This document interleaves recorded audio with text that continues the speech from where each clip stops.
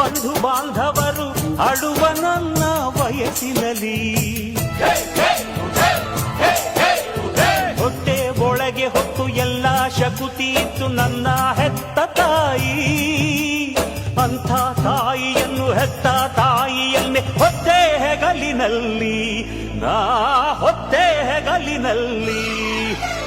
ಬಾರೋ ಅಣ್ಣ ಬಾರೋ ತಮ್ಮ, ಬಾರೋ ಅಣ್ಣ ಬಾರೋ ತಮ್ಮ ಮೇಲುಕೋಟೆಗೆ.